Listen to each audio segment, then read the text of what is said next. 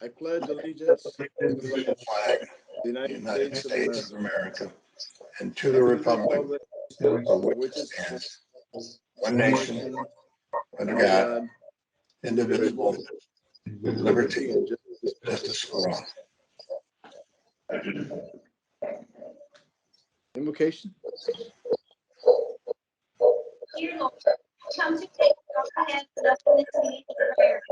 Thank you for the opportunities you give us to serve you and to serve others. We ask for your blessings on this meeting. In Jesus' name, amen. Amen.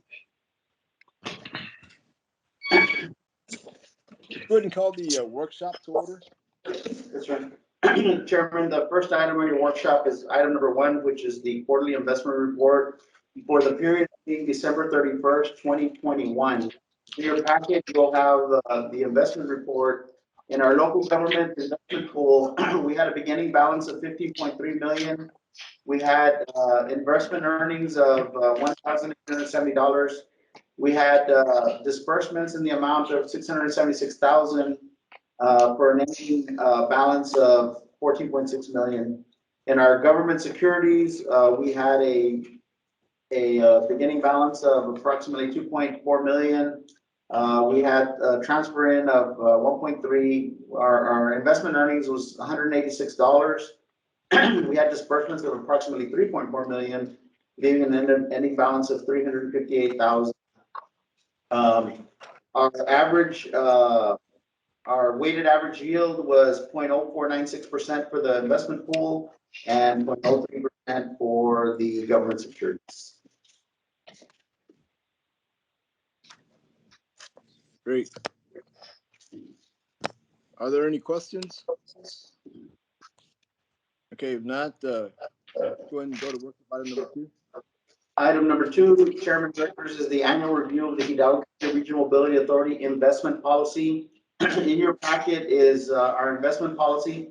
The Public Fund Investment Act, which the authority is governed by, requires the governing body to review the investment policy annually and for any additions, corrections, or deletions to the policy.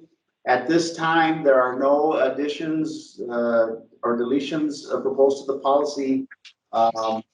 There was not a legislative session there was a legislative session this year, but there were no statutory requirements that required us to amend our investment policy.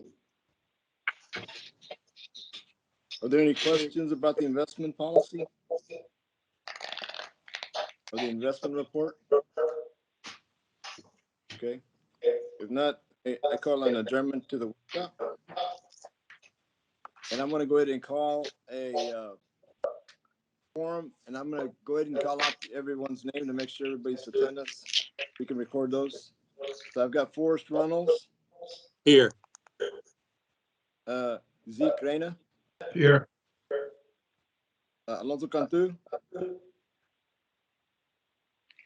Paul Moxley. Here. Pardo. He's here. Frank. I saw him somewhere. And Joaquin Spammer. Is Joaquin on? No, sir. Director Spammer was not going to be able to make the meeting today. Okay. With that, we have a quorum. Do we have anybody for a public comment? No, sir. We do not have anyone signed up for public comment. Okay, let's go ahead and go to item 1 report. Yes, sir. Item 1A is a report on program manager activity for the 365 Towing project and the IBTC environmental clearance document. Eric Davila will give you a brief report. Good evening. So up on the screen and also in under 1A is this slideshow. We'll go ahead and move into the 365 section. As you know, we relet the project at the end of 2021. We opened bids October 13th under 1A process, and this is the overall schedule that we had been following on slide number 6. Last when we met, we were at the cusp. Actually, we had just already met with rating agencies on December the 21st. Should be 2021. Starting in 2022, the 7th of January, we went ahead and posted the preliminary official statement, which then was proceeded with pricing of the bonds that took place on the 20th of January and successfully. I'll go ahead and let, Richard is going to give us a more detailed schedule about what happens from here on out. But for the immediate future, we're going to close on those bonds the beginning of February and initiate construction in March. We're already working out those particular details with the contractor. There's an item later on the agenda which helps modify the contract and kind of work in all of the different changes brought about by value engineering and having to sort of reset the schedule to accommodate that. But essentially, we're going to be starting full force in the field starting in March, going into April of 2022.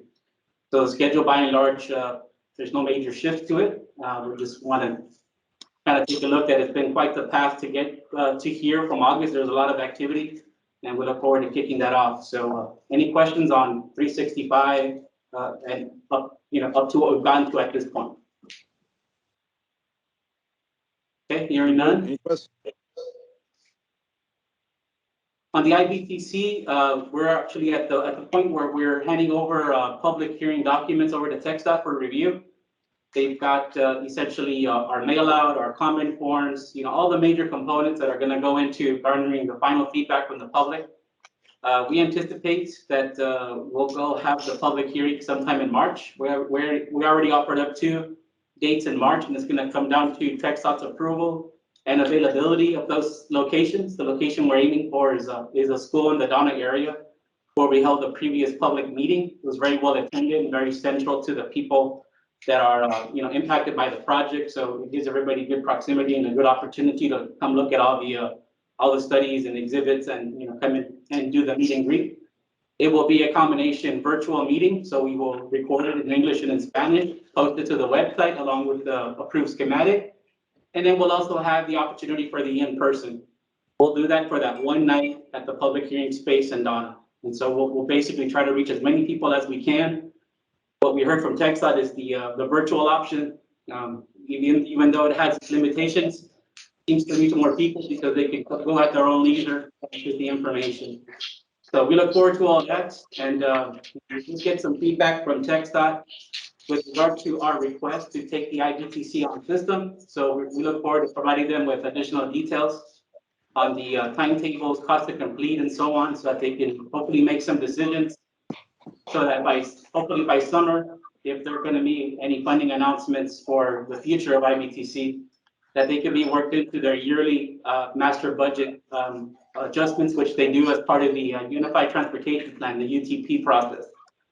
And so we've got a lot to look forward to and to do and to coordinate with them, not just the public hearing, but the future, plan development and construction. So we'll continue to put them up front. Any questions on the IBTC? No questions. Anybody have any questions? No. If not, can we go to report item 1B? Thank you.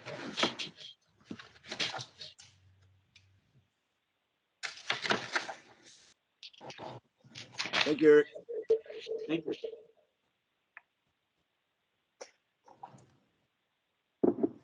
Okay, Richard.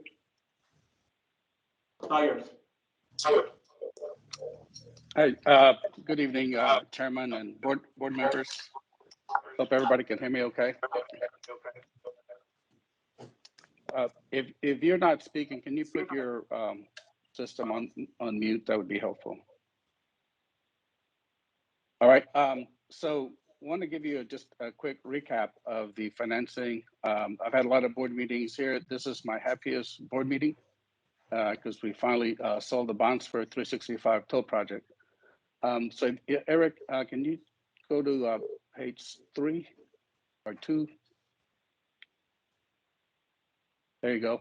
So just very quickly, I want to make sure that we thank everybody, the working group that was involved with this deal. Obviously, it was not an easy deal to get through, and everybody worked really hard. I appreciate everyone's efforts, and I want to just real quickly go through and name some of the names here that were involved. This is the working group that worked on the deal. And of course, from the issuer, I want to really thank the staff from Pilar, Ramon, Jose, Celia, and Eric. And obviously Eric I think that the bulk of the work on this thing, but it's I want to make sure that we mention and appreciate his efforts from our side, from Hilltop as financial advisor. I want to thank my colleague Colby Eccles that did all the quantitative work, and on our desk was Pete Stair. From Bond Counsel, Baron Wallace and Tim Dytloff. Tim was the primary originator of the offering document, a lot of detail work, and he was the right guy at the right time for us there. Not only is it detail, but he makes a point of getting it all right. From the traffic and revenue consultants, we had Carlos Contreras and Alex Herman, the GEC, Mike Maroney, and Sam Saldivar. From Bracewell as general counsel, Blakely also helped out on this deal. We have from underwriters, we had Estrada Hinojosa and Noe Hinojosa and Dave Gordon, as well as Devin Phillips on the desk. From Morgan Stanley, it was Troy Madras, Blaine Brunson, Daryl Davis, Bingo Zhao, and from the desk, Glenn Balanoff. And then we also had underwriters counsel, Kevin Twining representing Lock Lord. So all of these guys, if I left anybody out, I apologize, but I think I got most everybody on the team. On the right side, you see the timeline. Eric already mentioned those, but the most important date coming up for now is the closing on February the 10th. And as much as we celebrate, it's not done till all the paperwork is done. So we're looking forward to the 10th. Next slide, Eric. So I'm not going to go over this schedule. I just want to point out, I think you may have all this. You can kind of review it at your leisure, but it's just pointing out on the left side, we sold a total of 215 million in bonds, 215.6 million, 151 million of the senior lien bonds at the senior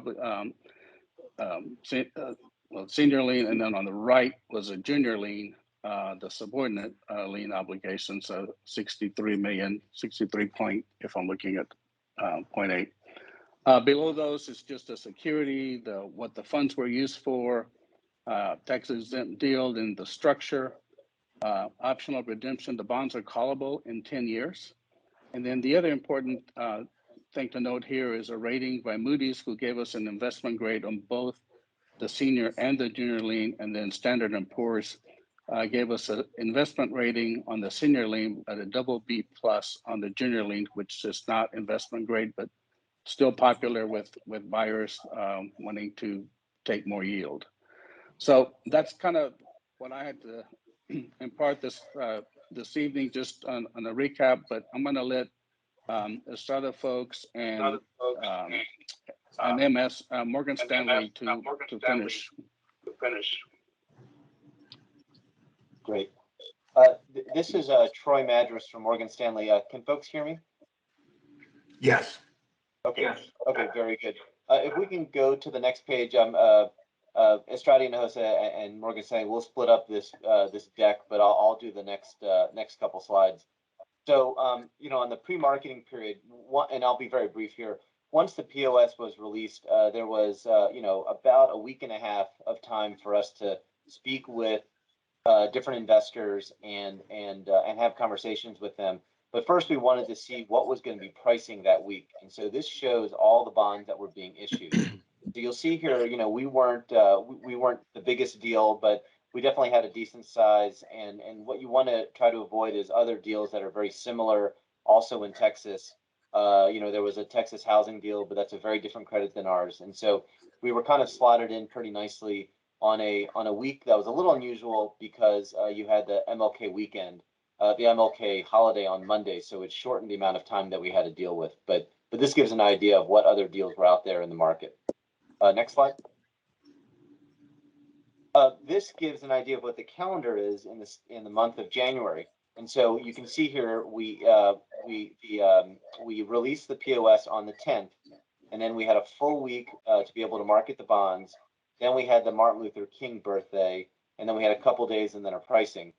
And, because there's been so much attention on things like inflation and PPI and housing starts, you always want to price on a day when there's not too much going on. And so on Thursday, the 20th, there was sort of a minor amount of stuff being issued. So we felt like that was a smart time to price those bonds. And again, we worked very closely with our partners at EH as well as Hilltop to sort of figure out when we were going to price. One thing I do want to note is that we wanted to avoid the FOMC meeting. So that's the Federal Reserve meeting that's taking place today and yesterday, because those meetings can very much change what the market looks like. And then the calendar pricing gave us enough time to be able to close those bonds before February 10th. Next slide. All right, so the pre-marketing period that took place gave us an opportunity to speak to a wide variety of investors. And so our pre-marketing period included engagement with 78 individual investors. We had 70 individuals look at our preliminary official statement. 69 reviewed our investor presentation. We fielded 7 calls, and then the working group had calls, one-on-one calls, with 5 individual investors like Eaton Vance, JP Morgan, Prudential, Whitehaven, and others listed on that sheet. And so, very interactive. It gave the opportunity for Pilar, the consultants, Hilltop, even Bond Counsel, and ourselves to respond to questions that they had on a variety of topics. These are folks who, may not be familiar with the Rio Grande Valley. They had a lot of questions about how the traffic and revenue study worked, about how construction was set up. And so we used that to generate interest in the bond sale. And then we got to the pricing day and then opened up our books and saw what orders came through. Next slide. So final results.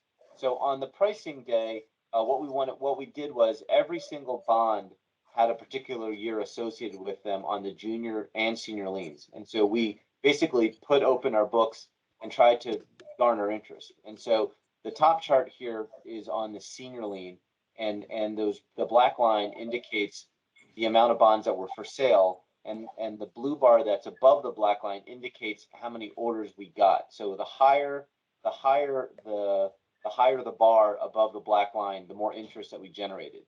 And so you can see here we had, if you're comparing the bonds on the left, which are current interest bonds, which pay a coupon every 6 months, and on the right, CABs, capital appreciation bonds, those are 0 coupon bonds that only pay interest and principal at the very end. You'll see the left side had more interest than the right side, and there's more risk involved if you're an investor that doesn't get any principal or interest for many, many years, as much as 20 to 35 years. And so as a result of our interest, we had about $1.3 billion of final orders following our final reprice. So about 3 times subscription. We had orders from 25 separate investors. We had some very large orders like BlackRock, who placed orders all along the curve. But there were some challenges as well. You'll see here on the top left, our senior lien bonds, current interest bonds, had about 7 times subscription levels, and we were able to go back and reduce our yields by 3 to 5 basis points. On the right-hand side, our senior lien CABs had about 2 times coverage, but we actually had to increase yields because we didn't have enough orders on the junior lien side. On the junior lien current interest bonds, we had about 3 times subscription, and we kept those yields level. And then you'll see here on the bottom right, our capital appreciation bonds didn't have any orders, and so we had to actually increase yields by 25 basis points to bring in investor interest. And so again, it's a challenging credit.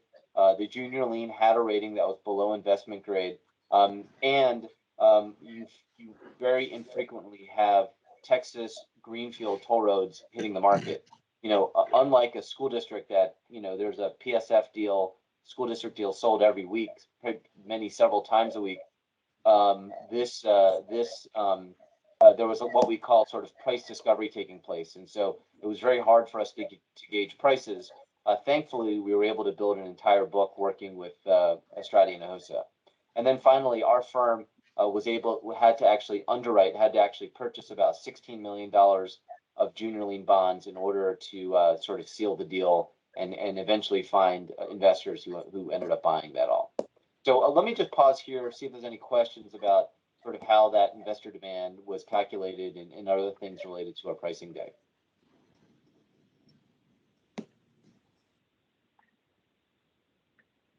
Okay, I think short of a question, let's go. Oh, yeah. short of a question, Troy. This is Noe Hinojosa, and on behalf of Estrada Hinojosa, Mr. Chairman and board members, Pilar and staff, we were very humble being part of this project. At the end of the day, this is a transformative project for Hidalgo County, and if you were to just think, if you would have priced this deal this week, the interest rates would have been higher by about 8 basis points. Just notice on the amount that you borrowed and how far you went out with the loan, you had some significant savings just in interest costs alone. And we want to thank Morgan Stanley for being a good partner here and being able to successfully price this deal. So thank you again.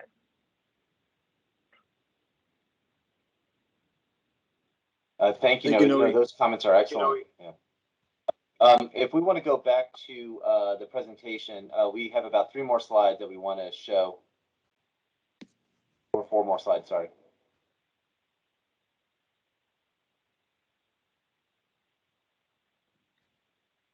Our next slide is our investor orders. And so this describes the 25 different investors that ended up buying parts of the deal. So you'll see BlackRock, Alliance, Nuveen, Vanguard bought the majority of the bonds or ordered the majority of the bonds. And that really helped us kind of build our book over our order period.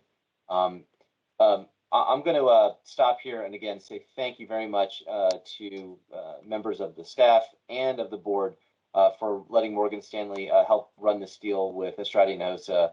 It was a really interesting process, and we don't do these deals very often, but we were really fortunate to work with both our desks to find these investors, help market the deal, and eventually price the deal, I think, to the satisfaction of the authority. And we're very excited about coming to closing, which will occur in February, and eager to see the construction start and get this very important project off the ground. The next 2 slides, we'll have Noe or Dave from EH discuss kind of the final results. Dave?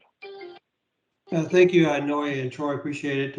Again, I'm Dave Gordon with Estrada Hinojosa. As Noe mentioned, certainly we are very grateful to be included in this transaction. As you can see on page 11 here, there's a summary of the sources and uses of funds. As Troy mentioned previously, if you look at the left-hand side there, each of the transactions, the senior lien transactions, the 2022 A bonds, and the junior lien transaction, the 2022 B bonds, were both separated into 2 components, current interest bonds, which matured from 2028 through 2041, and then capital appreciation bonds, which matured from 2042 to 2056. And you can see the kind of the breakout in terms of the par amounts on the left-hand side there. As you know, of course, the proceeds of the funds will be used for construction, as well as debt service reserve funds, capitalized interest, and refunding the outstanding TxDOT loan, which was done with the subordinate lien obligations. You can see a better breakdown of that on the right-hand side. Total proceeds from the in terms of the par amount from the senior bonds was $151 million. Total proceeds from the junior bonds was $64 million, basically. And then the obligations, the current interest bond, were sold at a premium. And so you'll see the amount of premium of $17 million. So total sources of funds, $232 million and a half. In terms of the uses, you can see again on the bottom, $175 million went to the construction fund. You had the SID loan repayment for $23 million. Capitalized interest went into various sub-accounts, which that will be used to make the current interest payments on the current interest bonds between now and mid-2026. And then you had a reserve fund that was associated with the senior bonds and then one associated with the junior bonds. And then finally, total financing costs were about $3 million. Next page, please.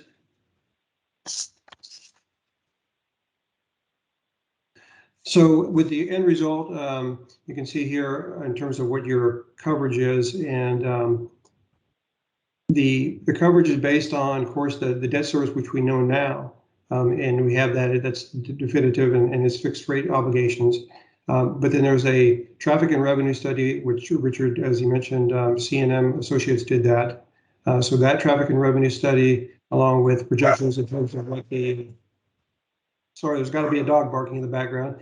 Traffic and revenue study, as well as projections of the vehicle registration fees done at 2%. And you can see what the senior lien coverage is then on the left-hand side. It goes from basically, starting initially, you have the vehicle registration fees and limited debt service, and then it drops down to about 1.87 times, which is the lowest point, and then climbs through 2056 to 2.27 times. In terms of total debt service coverage, to cover both the senior and the junior obligations, you can see that the low point is in 2027 at 1.29 times, and then it goes to 1.58 times out in 2056. And again, these projections are based on the TNR study from C&M Associates, as well as the assumed 2% growth in vehicle registration fee revenue. You can see that then graphically on the right-hand side. Again, the coverage starts out fairly high, drops down, and then it goes, because the debt service is ascending, you see that even though your coverage is going up over time, the debt service is actually ascending below that. In terms of the dotted lines on that graph, those are the minimum senior and combined junior debt service coverage ratios that are depicted that you've covenanted to in your rate covenant. Basically, you have a 1.25 times rate covenant for the senior lien obligations, and then a 1.20 times for both the senior and the junior lien obligations. So that's kind of the final results with this pricing. And again, thank you so much for the opportunity to be involved, and I really appreciate it. And congratulations to the RMA for successful pricing and hopefully a great project to come. Eric, can you go on to the next page? Just want to show one more page, Eric.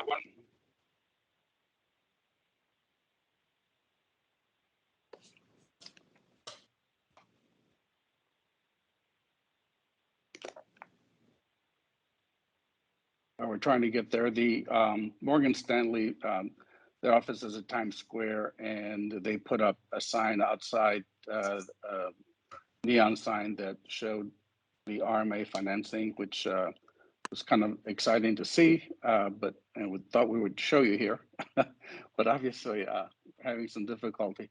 The last thing, while he tries to do that, I just want to say two things here. Again, very happy to have gotten the deal financed. And now the important part is what's going to happen next, and that is the construction. There's the sign in Times Square for everybody to see, which we appreciate Morgan Stanley doing that.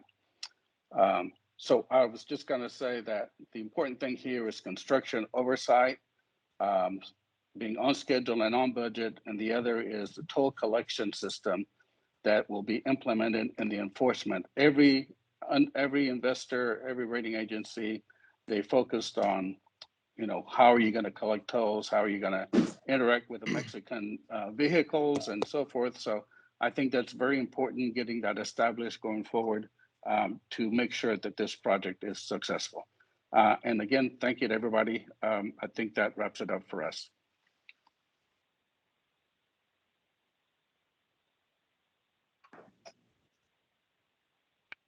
Thank you.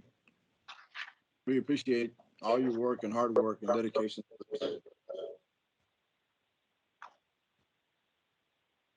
Gilad, report item C. Yes, sir. Item 1C is a report on the overweight oversized annual permit activity for 2021. So Chairman and Directors, in 2021, the authority issued 39,273 permits for overweight cargo shipments and generated permit fees in the amount of $7.9 million. Of this amount, TxDOT received $6.6 million, The authority received a little over $1 million, and ProMiles received $117,000. And $93,000 were credit card pass-through fees. In your packet, there was a graph that shows the, actually there is a table right there that shows the, let me get Eric to put it up real quick.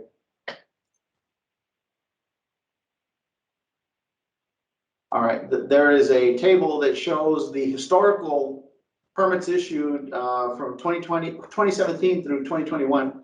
So you can see the 2021 versus 2020, we issued about 3,230 more permits. So that equates to approximately 9% increase in permits that were issued over the prior year. So you can see the permit system continues to grow. And so we are having more users. We anticipate once the 365 project is constructed and open, you know, the majority of those permits will be issued on the tollway. So this, the permit system is doing very good. Are there any questions? No, sir. Okay.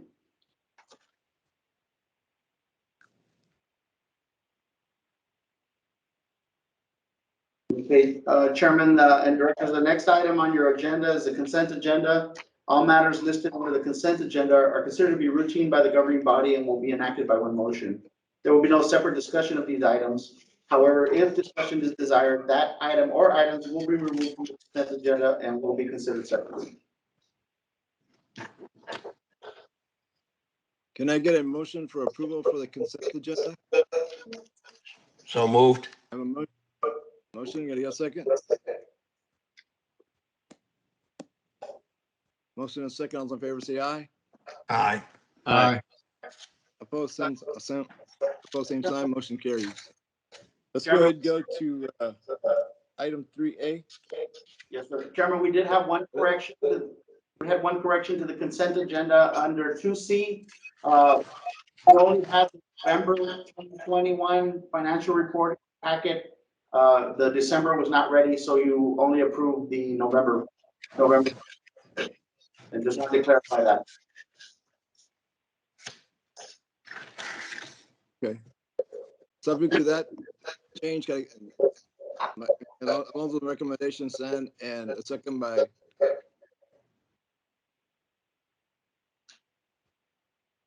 who made the second? Box. Max, okay.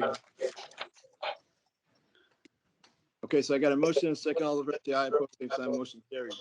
So subject to that correction. Let's go to a regular item agenda, resolution 2022-05, consideration and approval of the amendment of the Hidalgo County RMA oversized vehicle permit corridor designated additional route of US 281 military highway from FM 1015 east to Hidalgo County, Cameron County line.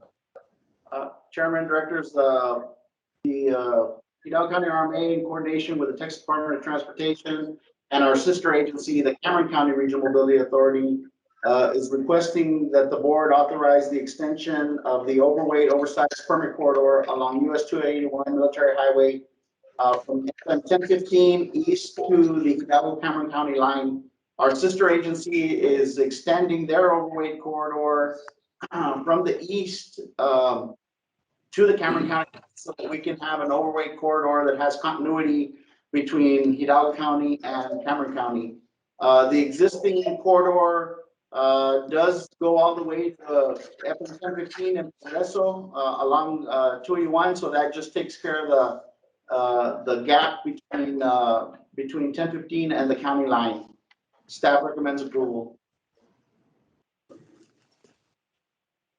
Are there any questions in regard to this matter? If not, I entertain a motion for approval. So moved. Motion by Forrest, can I get a second? Second by Zeke. Second by Zeke, all in favor say aye. Aye. Opposed, same sign, motion carries.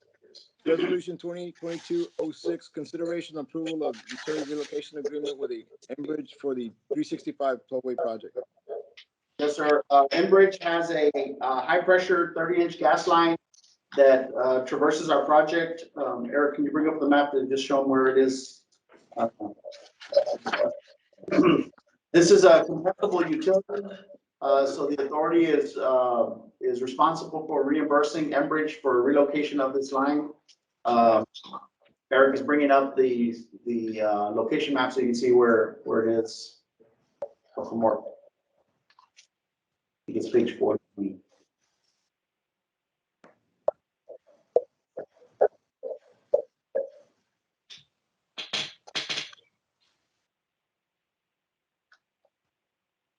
It's second to the last page, or yeah. From the whole thing? Yeah, that's.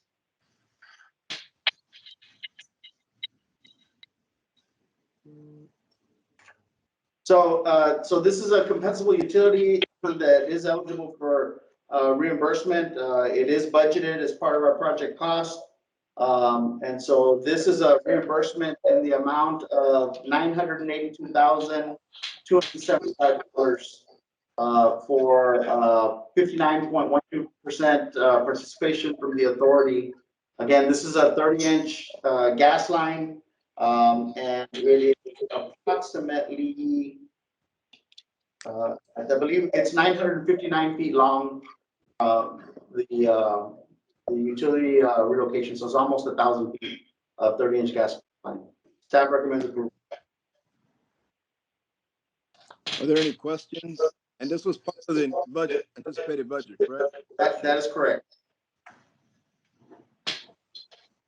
Are there any questions? If not, can I entertain a motion?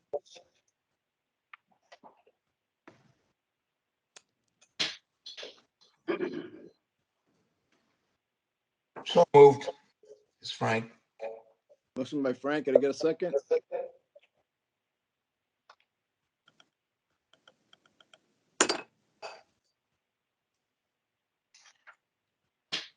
Can I entertain a second?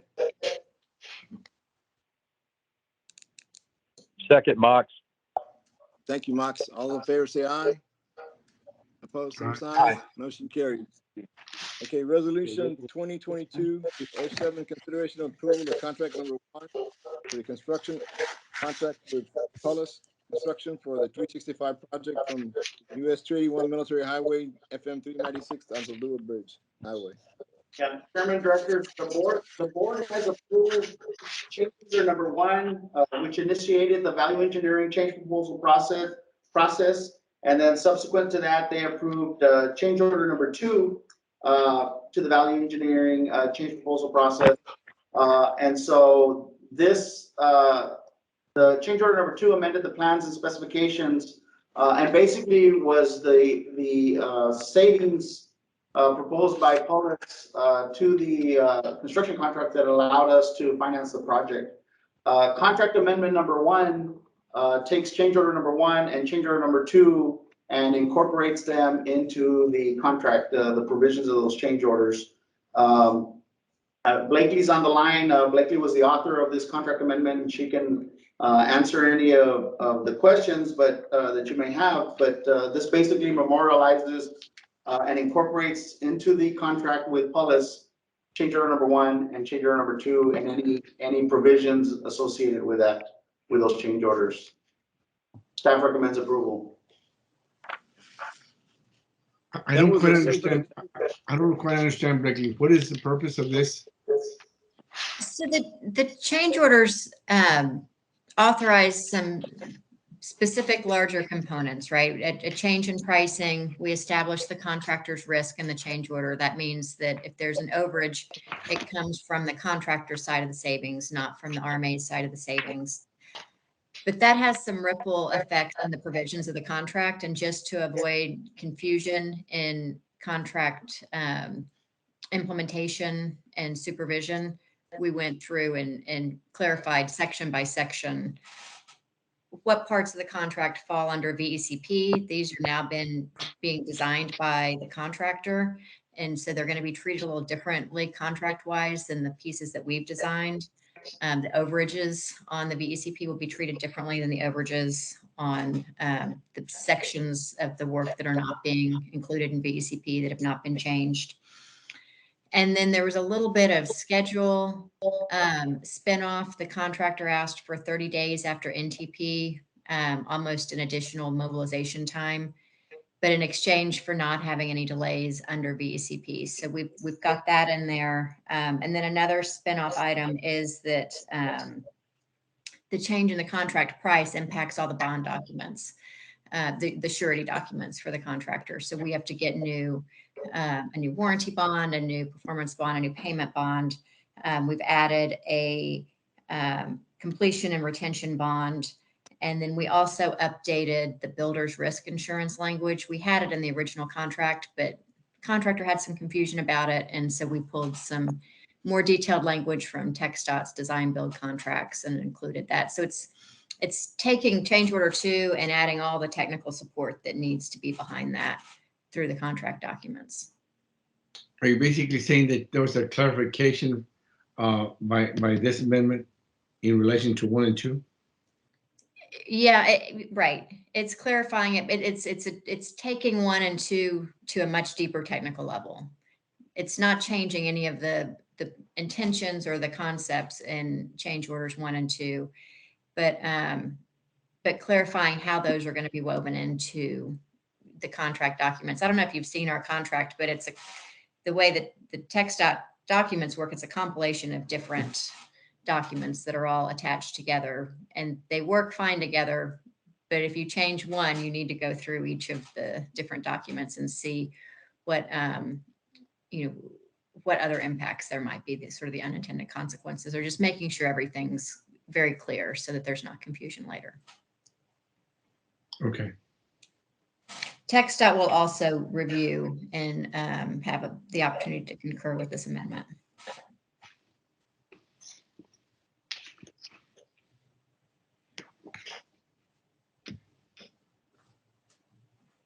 Are there any other questions? If not, that entertain a motion for approval of resolution 2022-07.